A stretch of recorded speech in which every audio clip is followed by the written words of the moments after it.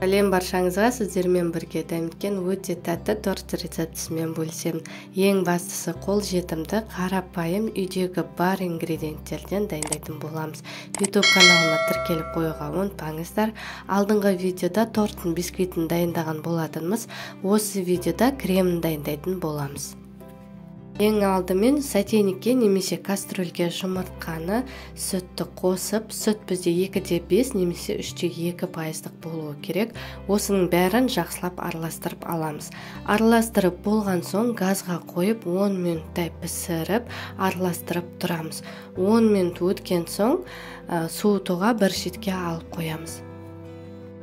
Енді бізге сары майды миксермен шайқау керек болады. Жұмсақ езіліп тұрған сары май болуы керек. Майға ванилинді қосып, миксермен ағарғанша дейін шайқаймыз. Жаңаға алып қойған массаны алып, майға біртіндетіп қосып, миксермен араластырып тұрамыз. Біздің массамыз ыссы немесе жылы болмауы керек. Сары майымыз және біздің массамыз бір температурада болуы керек. Кремді бір бөлігін басқа ыдысқа саламыз, какаоны қосып миксермен шайқаймыз. Осы шоколадный крем торттың сыртына жағатын боламыз. Торттың жинауын бастаймыз. Тортницаға немесе подложкаға аз қасықтай кремді жағамыз. Ол бізге тортымыз орнынан жылжып кетпеу үшін керек болады. Әр коржға 4-5 аз қасықтай кремді саламыз. Кремнің бетін тегістейміз.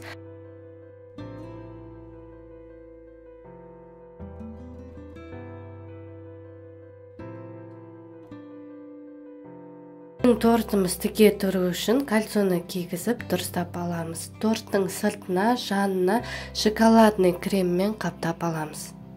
Креммен қаптап болған соң тоңазытқышқа 3-4 сағатқа алып қоямыз.